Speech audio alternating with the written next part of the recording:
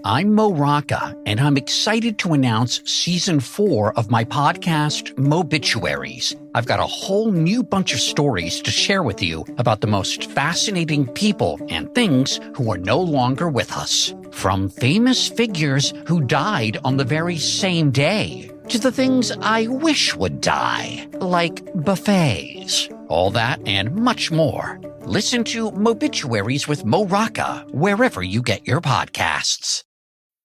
Making everyone happy on vacation isn't easy, but you know what is? Going to Aruba. All you have to do is walk out your door to find pristine pools, relaxing white sand beaches, and an island teeming with outdoor activities that'll put a smile on any face. You won't just feel great, you'll all feel great, filled with a calmer, more peaceful vibe that radiates Aruba's warmth. And the best part is, it never fades. That's the Aruba effect. Plan your family trip at Aruba.com.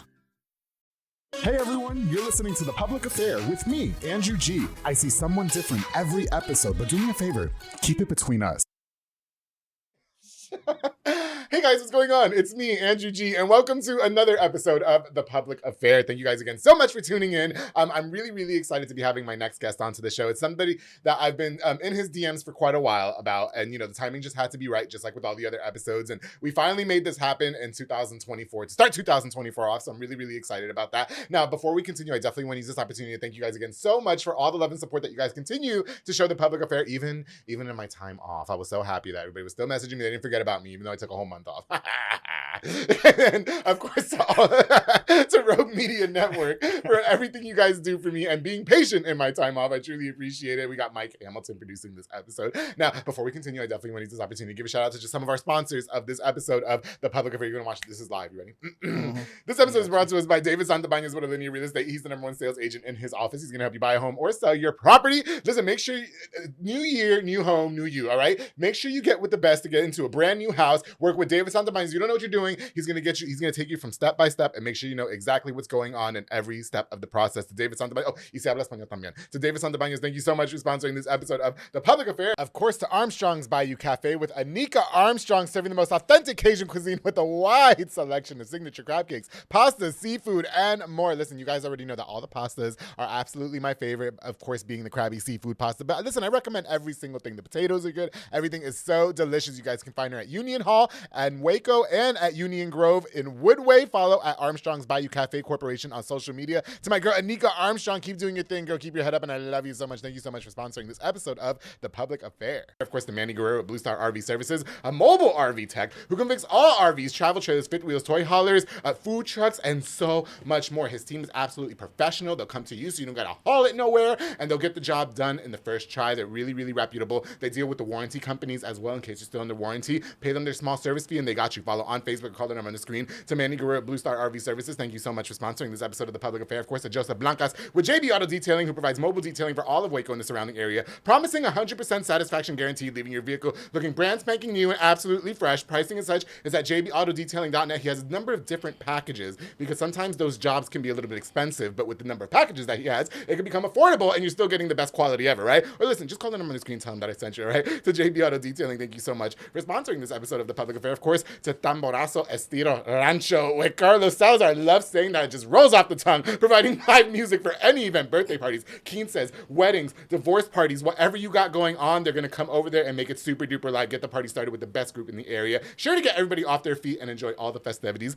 Call the number on the screen to book. Follow on Facebook at Tamborazo Estilo Rancho LLC. To Carlos Salazar, thank you so much for sponsoring this episode of The Public Affair. And of course, the Waco Bolt and Supply Company, your new go-to source for nuts, bolts, and all industry supplies, offering a wide selection of high-end products. Oh yes, with competitive pricing, that's right. Perfect for all my friends. I have a lot of friends on social media that sponsor this show that are all handymen and construction, whatever. These people have exactly what you need to get the job done. Follow on Facebook at Waco Bolt and Supply Company. Call the number on the screen to order. Y se habla español también to Waco Bolt and Supply Company. Thank you guys so much for sponsoring this episode of The Public Affair. Whew, that takes a lot out of me. That takes a lot out of me. You sound like an auctioneer. Should I be an auctioneer? Is that like my next calling in life? If you want. Yeah, no, I'm going to go for it. Well, listen, you guys, I have a man here who I believe is really a staple in his community, I would say. Somebody that I've been following for a really long time. I've actually been really good friends with his sister for many, many, many years. And, you know, he has a story, I feel like, of inspiration and just moving forward and staying strong. And I really am so grateful that he came onto the public affair. You know, regardless of what he's going through right now, which we are going to talk about. And, you know, he was more than willing to share it with us.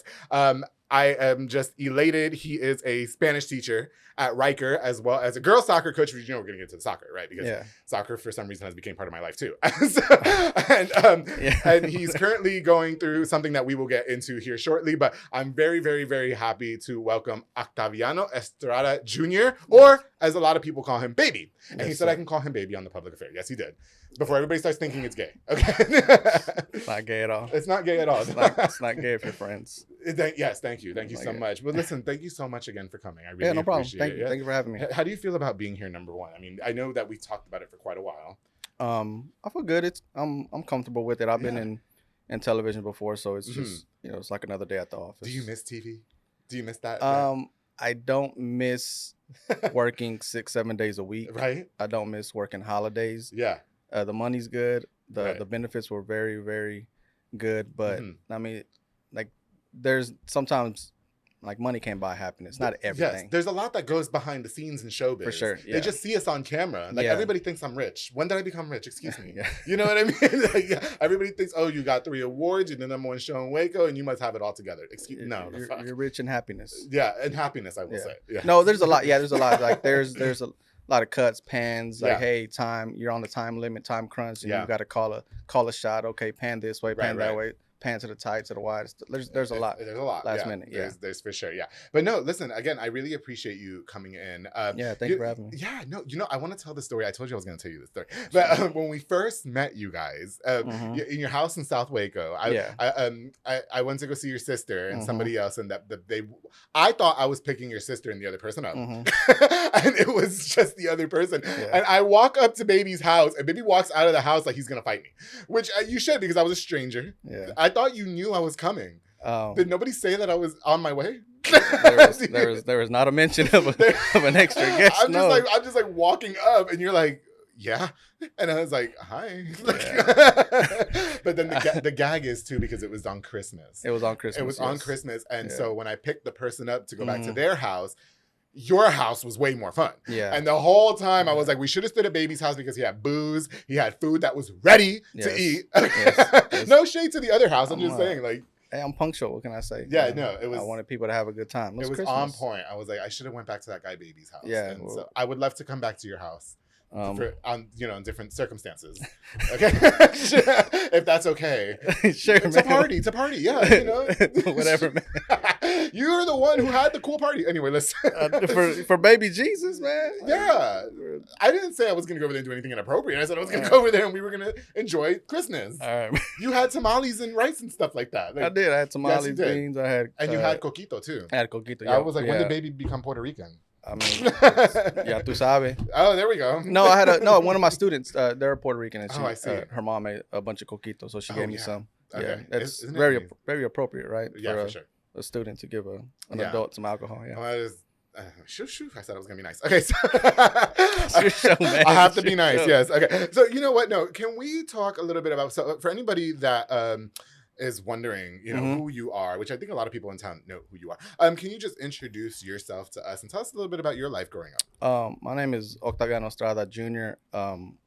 I go by Baby. I've been called Baby since I was a baby. It's a name my mom gave me. Oh, okay. At that point in time, I was the youngest in my family. Oh, I see. And you know, Spanish parents, their English is very choppy. Yeah. They're not using proper verbs or proper pronouns and stuff like that. Yeah, so for sure. All she could say was baby, baby, baby. So that name just stuck. Like the Ashanti song?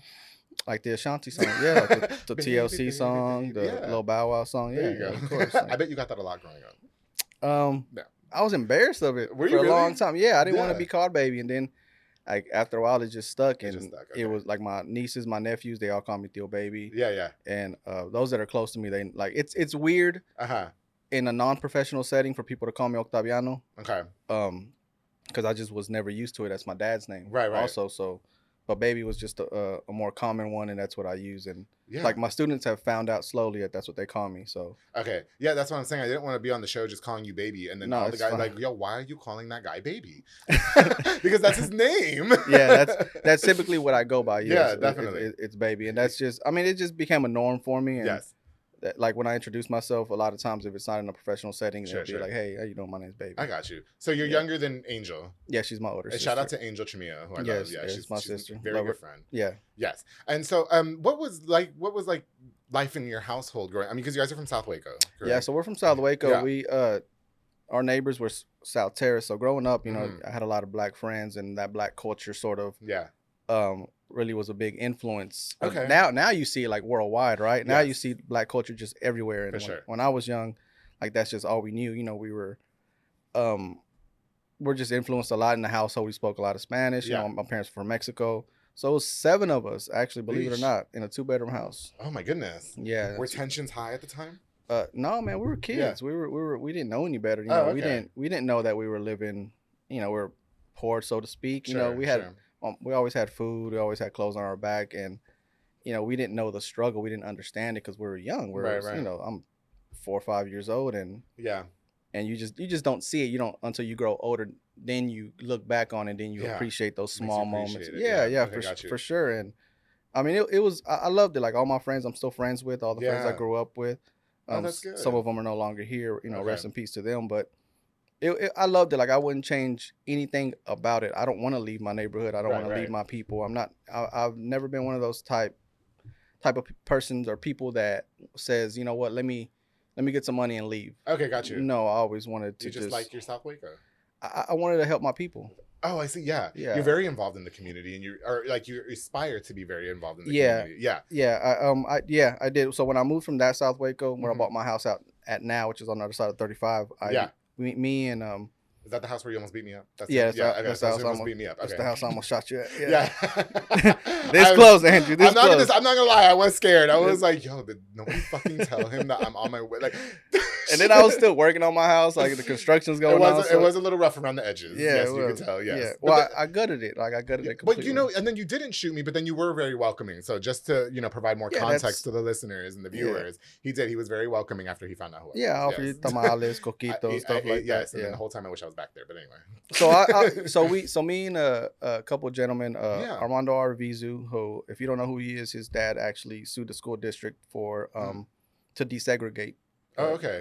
The schools here in Waco. Yeah. And another gentleman by the name of Robert Aguilar. If you don't know who he is a civil rights activist from like the 60s and the 70s. Oh, okay. And he's like a very prominent figure. Yeah. So if you don't know who he is, like look him up, and he has a lot of history. You know, and that generation, it's a last of a dying breed. Like we're Sure. not gonna get that generation again. We're not gonna get the mentality. We're not gonna get the way they approach things. You know, and I think he's someone to research and just to get to know. So Definitely. they reached out to me, and we revamped the University Neighborhood Association. Oh, okay. So in that, like where Burnett and Cleveland, where the old Baylor Stadium's at, and there were just a lot of things that we wanted to do, and like we're all for change, and we're all for growth in the city, but not at the expense of people losing their homes. Yeah, sure. Like we're that's not what we're about. We want people we want to preserve the integrity of the neighborhood. We want to, like, it was us that made it beautiful. Yeah. It was us, poor Mexicans, so to speak, that made it beautiful. Poor black people, even poor white people that made all of this beautiful. It wasn't the outsiders. It wasn't what you view on TV, on the networks. Like we made it beautiful. We made it comfortable enough for y'all to come and take what we have, and we just, like, we don't want to take it back. We want to preserve it. For sure. That's our culture. That's where we come from. Yeah. And that's what we wanted to do. Do you feel like you're being pushed out a little bit? No, with my situation, I kind of had to take a stand back on it. Yeah. So I had to, retreat a bit, but it's still going on. They're still having meetings, and they're still doing what they're going to do. Definitely. We set up a mural to be painted on the South Waco Center there. Who's painting it? It'll be Scooby. Scooby. Shout out to Scooby. He was on this show. It'll be Scooby. When I had to walk out and shut shit down, and he entertained the crowd for 15 seconds. Yeah, it'll be Scooby. Yeah, I wanted big shout out to him. we wanted someone that was very involved in the in the community. Yes, so absolutely. So when Armando came to me, I was like, well, I think I know somebody. I reached out to Scooby. Good. And he's gonna do it. Yeah, that's so awesome, bro. Yeah, and we talk a little bit about that. I had Tiffany Vidania on the show. Yeah, who ran for the city council, and she only lost by 9 votes or something like that. So y'all get up your ass, please, whenever the next election is, and go vote for her. Before I smack, I'm gonna smack everybody. Like you want I am gonna smack everybody. All right. Damn it. Like you want longevity in these people. For and sure. These are the people that make things happen, right? Yes.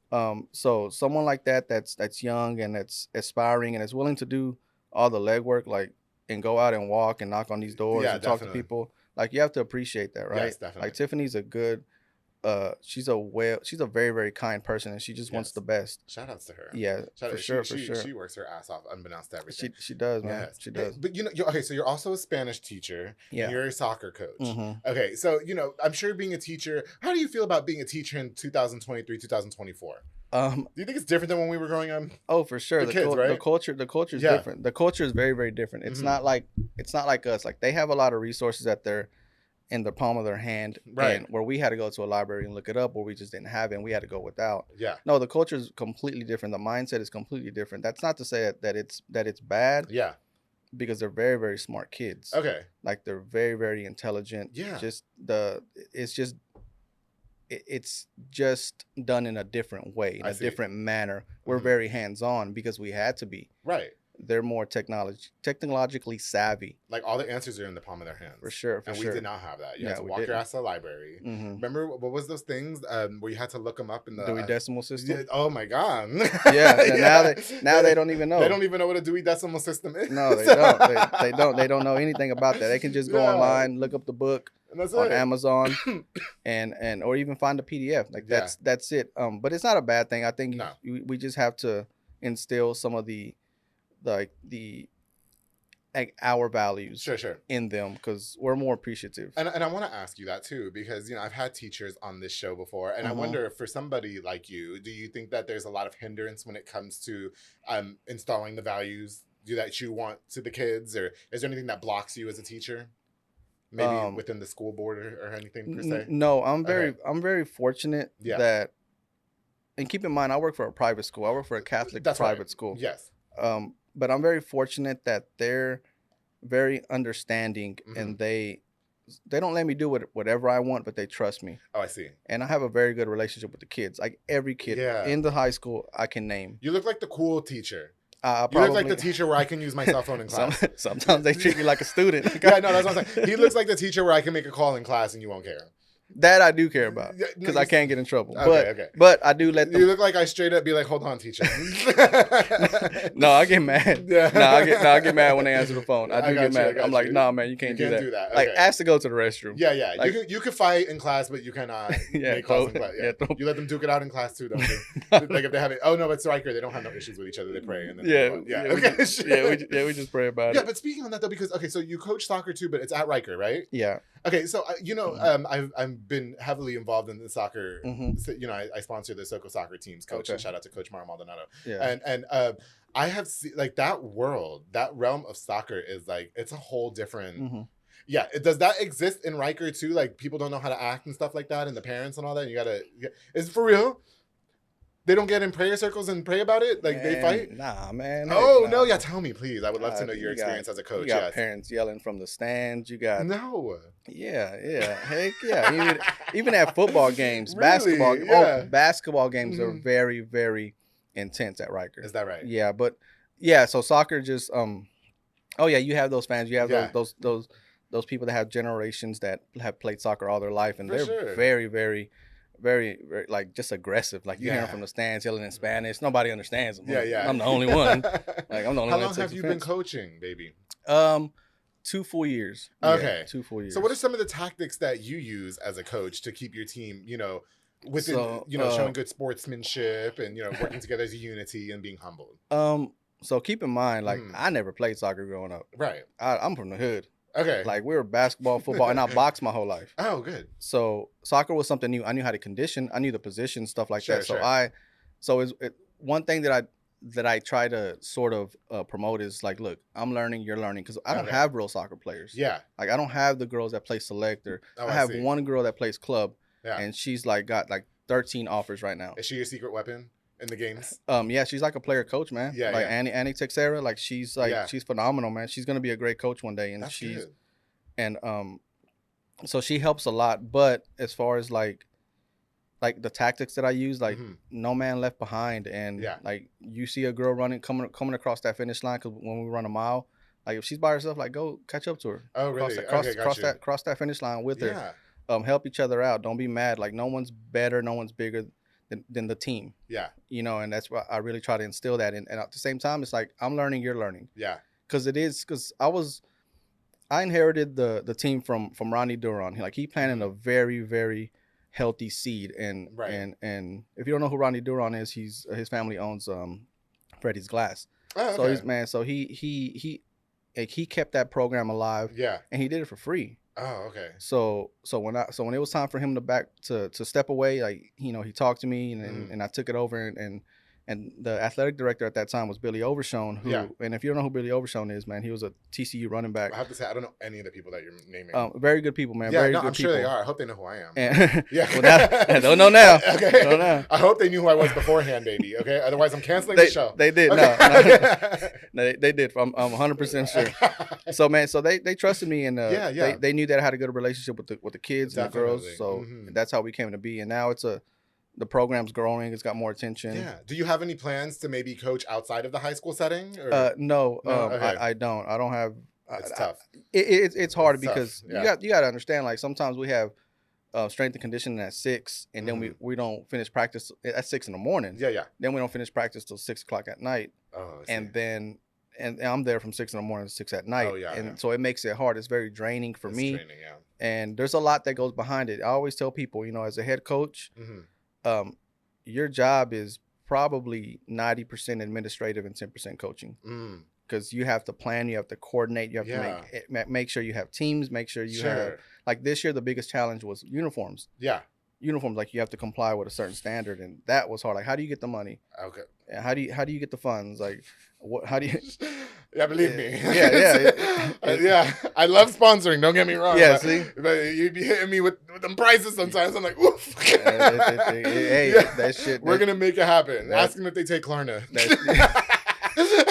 That shit is not cheap. It's so not. The equipment, everything and listen, it's great, right? It's so awesome. Like I love the sport. I'm not trying to go to all the games. Yeah. But you know, it's cold. It's a great sport for, I feel like, people to learn, because it's really like using your body. It is. And I always tell the girls, I'm like, if y'all can be conditioned for soccer, everything else will fall in line. Oh, absolutely. Like you'll be fine to play softball, baseball, even baseball, but like volleyball, or even go back to basketball, like track, like you'll transition into track a lot smoother because they'll be conditioned. Sure. So no, wait. So then that kind of, there's like a nuance then, right? Because like, so for like the SoCo soccer team, like I'm best friends with the coach, so he'll just say, okay, we need this for this, this for this, whatever. And then, you know, if I don't have it all, then we'll all work together to get it. Yeah. But so what do you have to do then? I mean, because you can't just go ask Riker, like, hey, we need new uniforms. That's probably not in their budget, right? Or is it like that? So sometimes we do have a budget. This year was a little bit different, just because there was a lot of changes. But me and the boys' head soccer coach, we kind of just figured it out. Yeah. And if they don't have it, then in all honesty, like, man, I'll just come out of pocket. Okay. Like for the kids, I'll do it. Yeah, for sure. For the kids, I'll do it. I'll buy them lunch. I'll buy them whatever I need. Yeah. Yeah. For them, it's not a problem because at first my joke was it's for the children because I thought it was going to get me more publicity. But then it really became like heartwarming. They start coming to you. Because then the parents are like, you don't understand how. Like I really at first did it for like, oh yeah, this is going to be good publicity for me, and then it really ended up being like, okay, it's for my best friend. It's for the kid. The parents appreciate it. The kids really appreciate it. So I'm like, okay, I'll keep doing it. Well, now you're vested, right? Now you're vested with like now you're attached to it. Now you I am.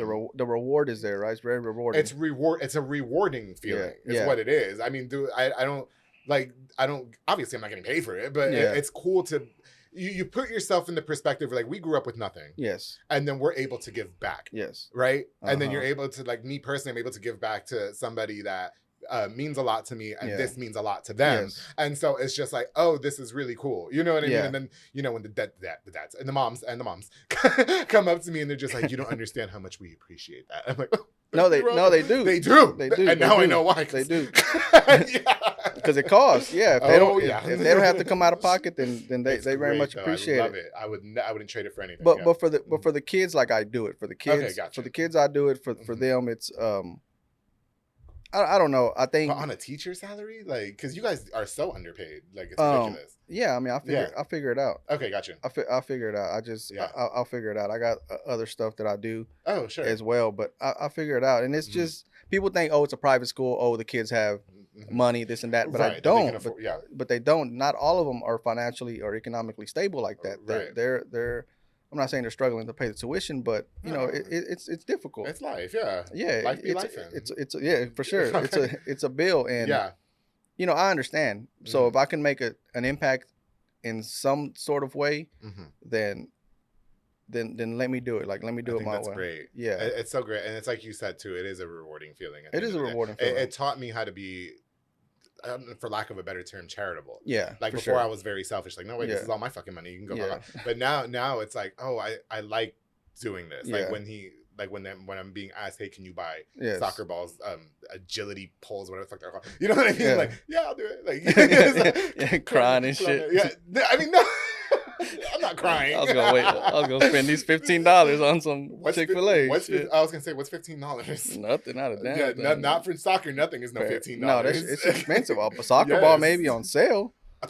On sale. What? The soccer balls I buy because they want a certain brand be at least $30 a piece. What do they play with? What brand? The Bottins? Okay, Umbro. Oh, Umbro. Is this, and then I just learned what a futsal ball was. Oh, okay. Because he needed some futsal balls. So I think I bought like 3 or 4 of those. And Sedana, I think, is the brand. Mm-hmm. Yeah, and we play with Botin, and those are like $100 a ball. Oh shit! Don't tell them that, because then they're gonna want the $100 balls. No, cut that part out. No, I'm kidding. No, cut it out. Hey, there you go, Andrew. Okay, shit, you fucked it up for me. Yeah. You got it. But that's where, you know, Klarna is awesome. Okay, so anyway, you know, we're gonna take a quick break, baby. But you know, before we do so, and I wanted to make sure it was okay for you to talk about this. And, yeah. You are currently living with cancer. Yes. Correct. Yes. Okay. And again, big shout out to you and prayers every day for you, because I'm sure that's not easy to deal with. But I definitely want to kind of dive into how you live every day with that. And so when we come back, we're going to learn more about baby and his life living with cancer at the moment, and how he's pushing through it and how he stays positive and with a great smile on his face. So make sure you guys stay tuned, and we'll be right back here on The Public Affair. All right. Woof.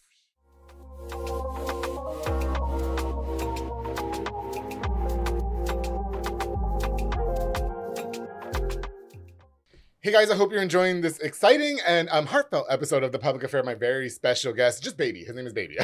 Now, before we continue, I definitely want to use this opportunity to give a shout out to just a few more of our sponsors of this episode of The Public Affair. This episode is brought to us by Banda's Hauling Service with Julian and Ana Banda. They rent dump trailers. You fill it up and they're going to haul it away. That's right. They're also doing junk removals and tree brush removals and hauling cars in and out of town. Also offering now roll-off dumpster services. You know, when you have those big parties and everybody leaves trash all over the floor, whatever the case is, just rent a dumpster from them and he'll take care of it for you. And he'll haul that away too. Isn't it convenient? Listen, I always say Banda's Hauling Service is one of those businesses that you have to have their number saved in your phone because in case of a sticky situation. You know that's a good business to have. Amazing. That's smart. Business. That's very smart business. Can't take nothing away from him. He's the best. Yes. So Julian and Ana Banda, thank you guys so much for sponsoring this episode of The Public Affair. Of course, to Strike a Pose Photography with Myra Rosales. She's a digital photo booth business, perfect for parties, private events, corporate events, and so much more. It's fun, it's convenient, and it's super easy. Don't let your party go to waste by not making memories with Strike a Pose Photo Booth. Call the number on the screen to book, and follow on Facebook at Strike a Pose Photo Booth. To Myra Rosales, thank you so much for sponsoring this episode of The Public Affair. And of course, to Soko Soccer Academy with Dominic Gutierrez and Ariana Gutierrez, located at 3304 Franklin Avenue. They offer team, small group, and individual skills training. Also, elite skills training to make your kids superb star athletes with one-on-one training sessions with professionals like George De Leon. The Public Affair is also a very proud sponsor of the Soko soccer teams, coached by my very good friend, my bro, Coach Mauro Maldonado. Continue to do great things, brother. I'm always rooting for you. And thank you so much for giving me the opportunity to support your teams. To Soko Soccer Academy, thank you guys so much for sponsoring this episode of The Public Affair. All right, guys, we're going to get right back into it. My very, very special guest, Octaviano Estrada Jr., a.k.a. Baby. Shit. Sorry, Right. it was that water I had before. You got something in your throat? Yeah, shut up. It's because I took a bathroom break. I don't know what you did in those 5 minutes. Shut up. Okay. I said I wasn't going to be gay on the show. Anyway. No, you know what? So before the break, we had just let the listeners know that you are currently living with cancer. Yeah. Okay. So what kind of cancer do you have at the moment? So right now, a few Fridays ago, I was just diagnosed with kidney cancer. So I'm sorry to hear that. That's fine. It's not your fault. No, I mean, okay. Is that what you say to people? I don't know. What can I say? What can they say too? For sure. Kidney cancers. Yeah. So I have cancer in both of my kidneys right now. Wow. Okay. Yeah. And I also there's more. I'm also having issues with my liver as well, where it's not functioning to its max potential. Okay. And on top of that, there's also issue with my bone marrow not producing enough platelets. So if you know anything about bone marrows or platelet counts, then it's sort of like an early sign of a possible leukemia diagnosis, maybe in the near future. Yeah, because there's no what's my body fighting, right? Platelet counts, defenses, white blood cell counts, stuff like that. Like, what's my body fighting? They don't know at the moment. So it's right. So right now, the priority is the cancer in the kidneys. Yeah. Okay, so but beforehand, did you have cancer prior to that? Or Okay. Yeah, I had. So when I was 15, I was diagnosed with stage 4 Hodgkin's lymphoma. Oh, wow. So I was stage 4. So if you don't know what stage 4 is, that's when they put you in a hospice and they pretty much say, man, let's just wait. Oh, wow. That's what stage 4 is. And I had a tumor attached to my heart. Wow. That's when I was 15. Yeah. Okay, so then that goes away. So I was in treatment for about 2 years. Yeah. Went to Houston. I moved to Houston. So even though I graduated from university, I was still out for about 2 years. So I was sent to a private school in Houston for a little bit. Then I was homeschooled. And then I was there for 2 years under treatment. I came back, and even though it gave me 20 plus years of my life, they don't know what to attribute this diagnosis with. So in April of 2023, this year, I was having just a pain in my stomach. I thought it was from drinking soda. I thought I had gotten bloated from drinking a soda, and that's what I attributed it to. But so that was on a Wednesday, Tuesday or Wednesday, and then that Sunday, going into Monday night, I just couldn't take it anymore. And I have a high pain tolerance, so I can take it. I can walk it off for a little bit. Yeah. But then at that point, I just couldn't. So I drove myself to the hospital. Oh, wow. And called my dad. He called my family. Yeah. And at first, what they thought was just a ruptured appendix. Okay. Took an X-ray. They're like, no, it's not a ruptured appendix. It's a sac full of fluid from the ruptured appendix. Sure. So they were just gonna drain it. Like, we'll drain it. Yeah. You'll be out for a few days, and then we'll have you come back, and then we'll check it. Yeah, definitely. Well, so when they went in to drain it, they sedated me. They went in to drain it, and for some reason I woke up, and I just heard them say, "Hey, it's not draining. It's not draining. It's not a sac of fluid. Yeah, it's a mass." Goodness. Yeah. As soon as they said mass, I knew in my head, I was like, oh, okay, it's a tumor. Yeah. So I woke up. I was like, well, hey, because they were gonna just rush me to the emergency table. I said, well, let me talk to my family real quick. Yeah. So they were okay. They let me sort of recover a bit. I spoke to my family. Then I went in, and so what was done was 3 surgeries. So one, so it was a huge tumor. It's like a cantaloupe sized tumor. Wow. Okay. And the tumor was attached to my bladder, my colon, and my appendix. So they took out from the appendix, stopped, waited a little bit, they went in, took out from the colon, waited a little bit, they went in, took out whatever was in the bladder, and they put a stent in my urethra. So essentially what I had was 3 surgeries in one. Wow. At the same time. Yeah. Okay. So so you were first diagnosed with the lymphoma when you were 15. Okay, so then a couple years passed, and now you're kind of like in the clear. Yeah. Correct? Okay. So now it's resurfaced, not the lymphoma, but a different cancer. Because everything was done on an emergency basis. Yeah. They don't know what to attribute it to. They don't know what was the cause of it. I got you. They don't know if it was something that was just underlying there and just hidden suppressed somewhere that they don't know, because again, you. everything was just done on an emergency basis. Yeah. They don't know the tumor growth rate. They don't know the age of the tumor. They don't know things like that, again, because everything was done on an emergency basis. Right.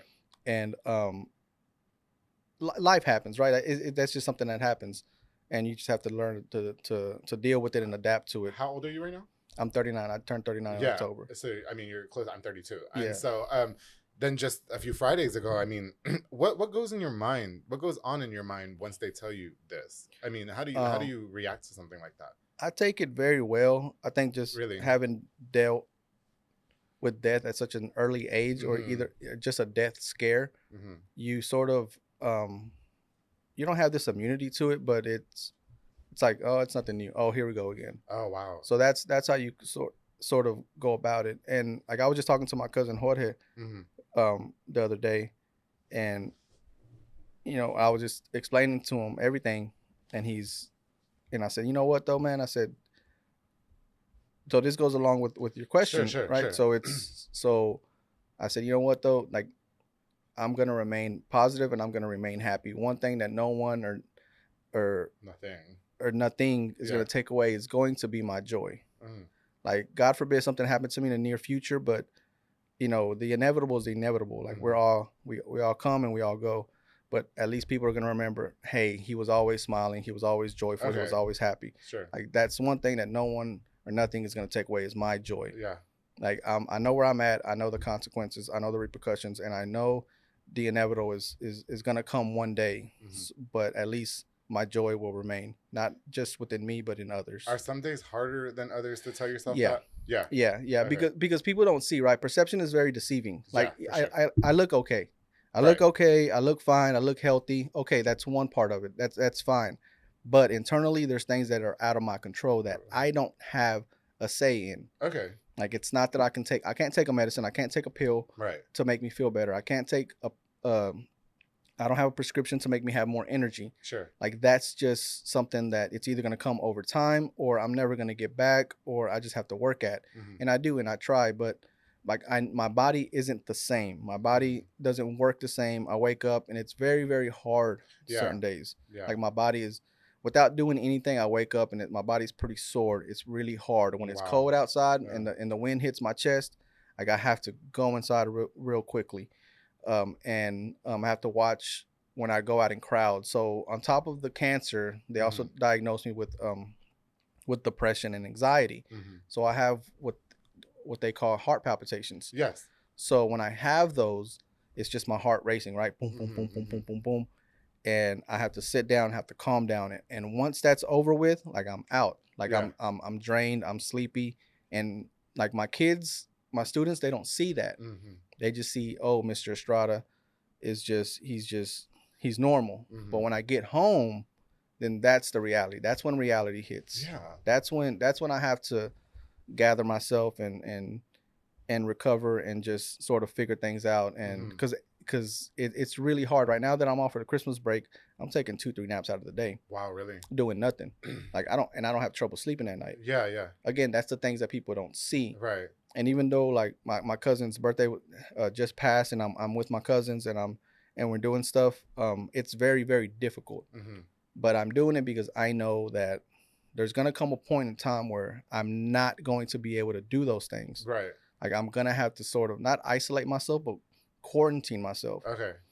And I just have to be very, very careful once that point in time comes, because I am gonna have surgery on my kidneys. Okay.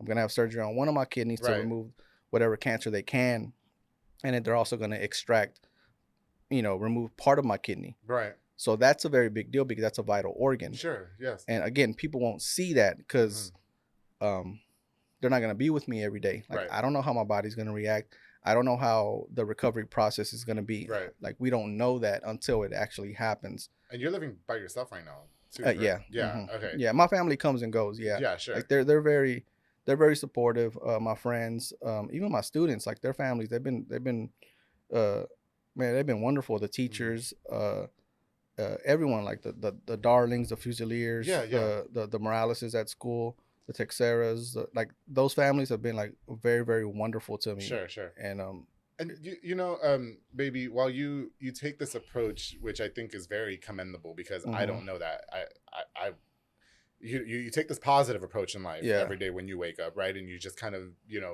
living with this what is now normalcy to you.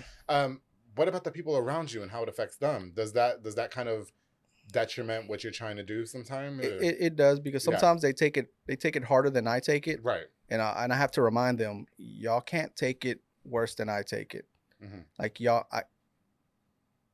I will be strong for them, but it's hard to be strong for them when, like, I need them to be strong for me. Sure.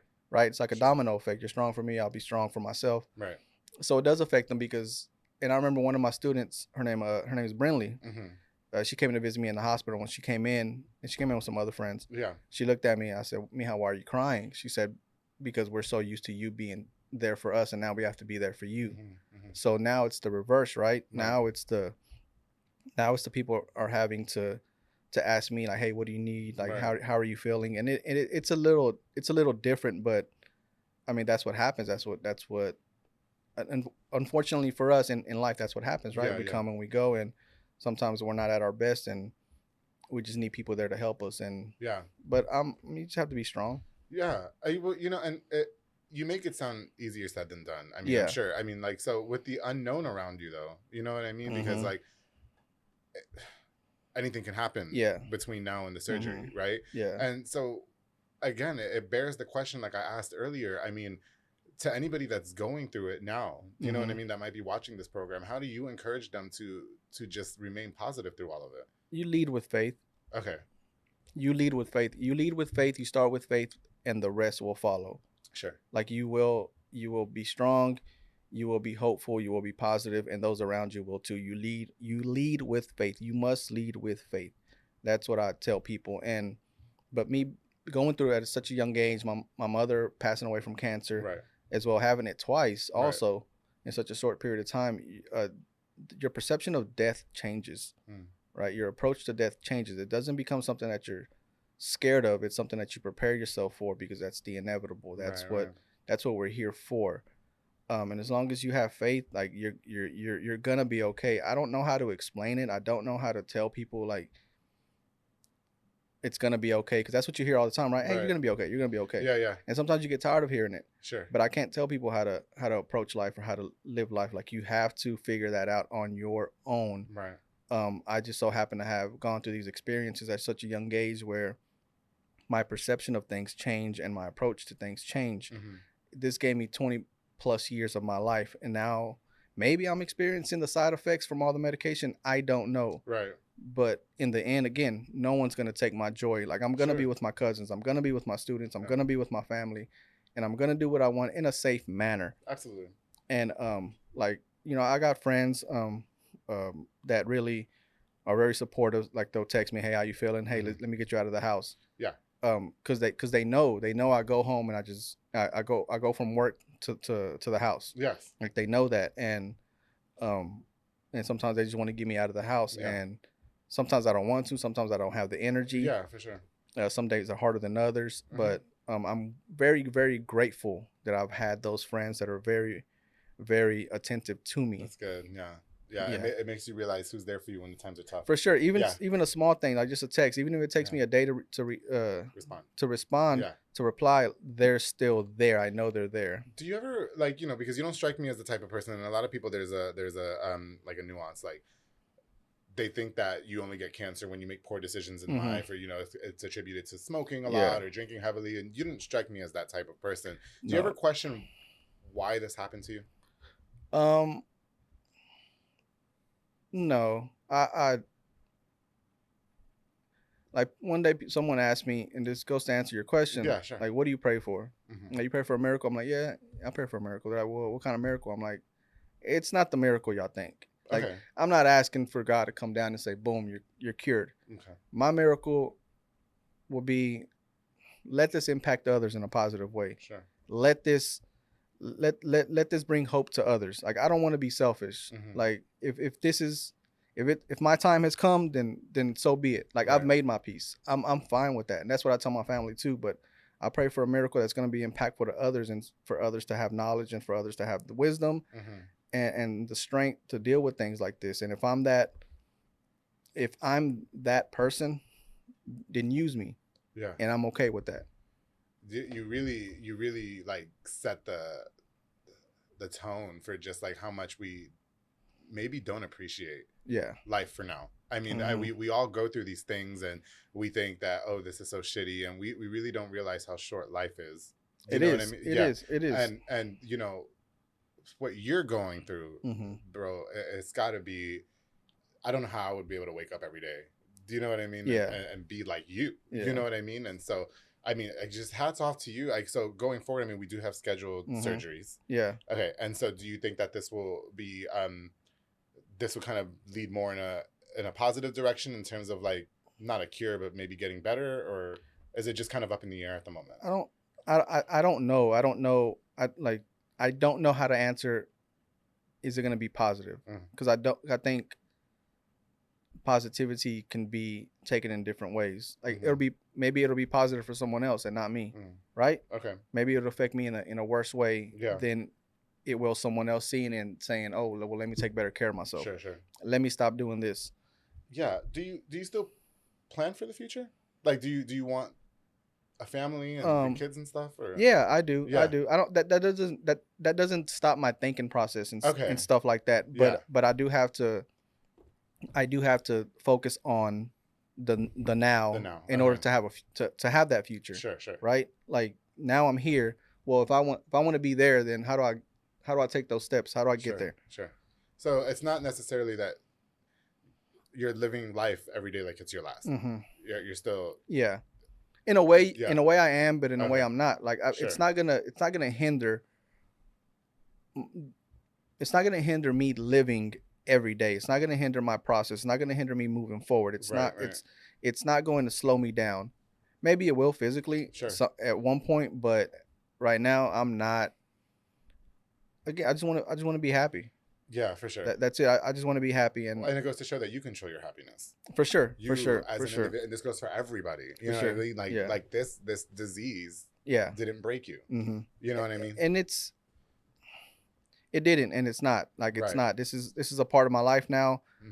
I'm not gonna die from this. I'm gonna live with it. Okay. And that's the biggest thing. I am gonna live with this, and I'm gonna live every day as if it doesn't affect me. Because like I appreciate my life. I try to wake up every day with a smile on my face.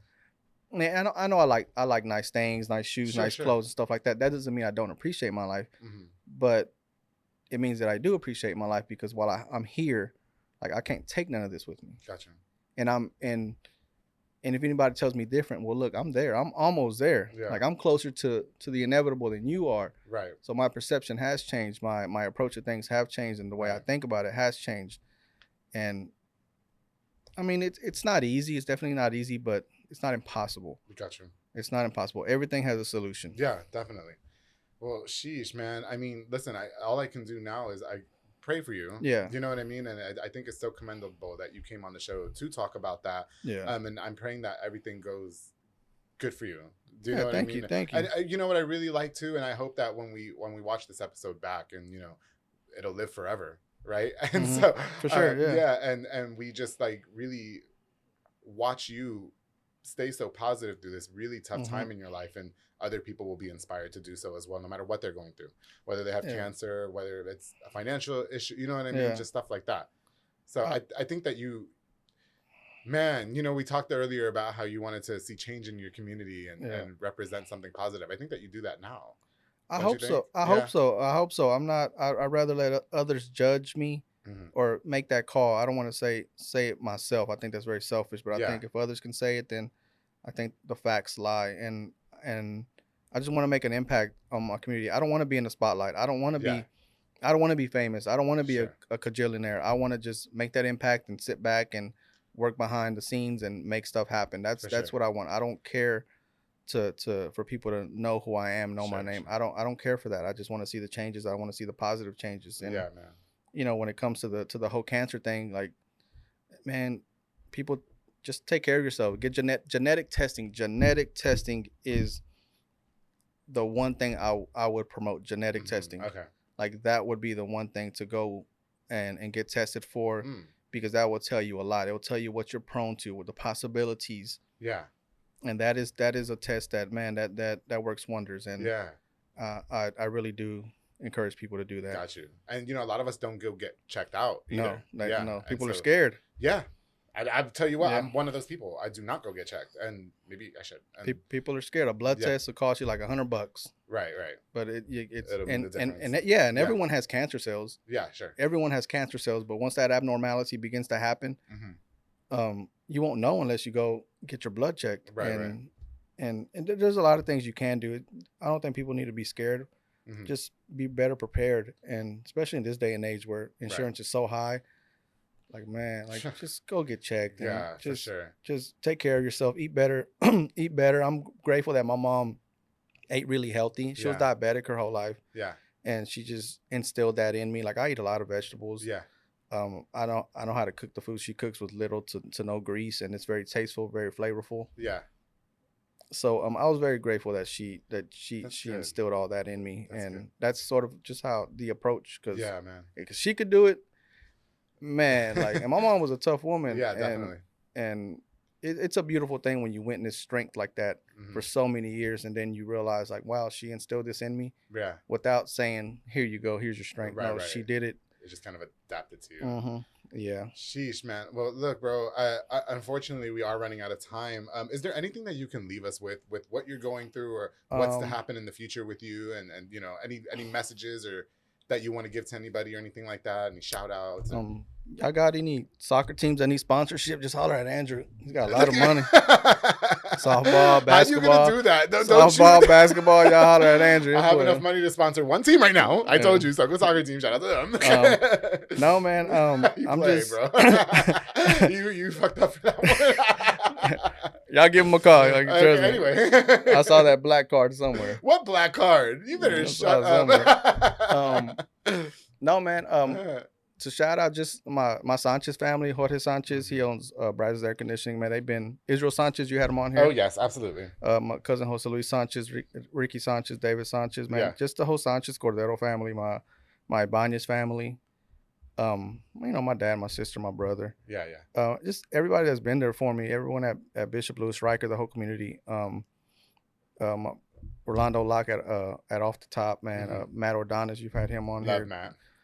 Twin, everyone that look at me now, just everyone that's been there for me, all the families at Riker, and just if there's one thing to leave people with, is that you define your happiness, you define your success, and no one will take away that. You no one will take away your joy. Right. And life is very, very short. When you look back at your 10-year reunions, your 20-year reunions, those things fly by. When you look at your kids and they've grown so quickly, like time flies by. And just take care of yourselves. I don't really have any wise words or words of wisdom other than just lead with faith and everything else will follow. Well, I love it. Well, thank you again so much. No, thank you for having me, man. I appreciate it. It's such an honor that you came on, and especially to talk about something so sensitive. Yeah. So I really do appreciate and commend your bravery in doing so. And thank you for doing so on this platform as well. Thank you, man. I appreciate it. Yeah, no, of course. Well, you guys, that's all we have time for this episode. Thank you again so much for tuning in to Baby. Thank you again. He's the one that you can hit up for the sponsors. Not at all. I'm on a teacher salary. Okay. You guys, please don't forget to like, share, and subscribe to Rogue Media Network. Thank you guys again so much. Before we go, I definitely want to use this opportunity to give a shout out to just a few more of our sponsors of this episode of The Public Affair. This episode is brought to us by Brothers Roofing and Remodeling with Jesus Sanchez, all the way from Mart, Texas, a small construction business specializing in general roofing needs, so much more, including renovations as well. Protect your home from the crazy elements of the Texas weather with his high quality and affordable work, and follow on Facebook and call the number on the screen to book right now. And he has amazing finance options because sometimes those jobs get a little bit expensive. And if you just hit him up with the financing options, he's got you, right? To Brothers Roofing and Remodeling, thank you so much for sponsoring this episode of The Public Affair. Of course, to J. Petal and Poke with Junior Fuentes, Thomas Roberts, and their entire family, providing delicious, savory Japanese crepes and poke bowls. And they also have handcrafted Thai rolled ice cream for dessert. You can choose from a menu item or just be like me, because I like to just create my own bowl because I like to be in control of a lot. J. Petal? I love J. Petal. Man, isn't J. Petal great? Man, that's awesome. It's giving lunch right now. Awesome. It is, yes. Awesome. Locations on University Parks Drive and Hewitt Drive, and you can order on their app as well. They have an app now. Yeah, they do have an app. Yeah, I do it all the time. I do too. It's like shopping on Amazon. I love it so much. J. Petal and Poke, thank you so much for sponsoring this episode of The Public Affair. Of course, to Elite Barbershop with my boy Sid Rodriguez, located on Hewitt Drive. You can call the number on the screen to book or download the Squire app. Walk-ins are welcome as well. He has Marcus Guerrero, Chris Reyes, Santos Cordova, David Rodriguez, Isaac Chavez, Clint Fletcher, Isai Reyes, and Sam Ceballos over there making you look as snatches I have for more than 181 or 2 episodes of the Public Affair to Elite Barbershop. Thank you so much for sponsoring your long-term support, bro. I truly appreciate you. And of course, to Jeffrey Monreal with Boyo Box and Audio, home for all your LED needs and audio accessories, installation of stereos, door speakers, and audio systems. He also specializes in building custom subwoofer enclosures and pretty much everything. All right, he put the starlights in my car. The tint job looks amazing. He's your one-stop shop to get everything done in one roof. To Jeffrey Monreal, thank you so much for sponsoring this episode of The Public Affair. To all of you guys, thank you again. I truly, truly appreciate it. We're getting ready to record another episode. I got my next guest waiting outside. To baby, thank you again. No, thank you, man. Thank you so much for coming on. I really do appreciate it. And anything you need, you hit me up too. Okay? Yeah. Hit me up. I got you. Appreciate it. Sponsorship. Y'all heard him. Okay, so anyway. You got all that money. Tinting his windows all dark and stuff. Why you do that for? Don't worry about him, because I be in South Waco a lot. And don't forget, baby, on that note, to always keep it between us.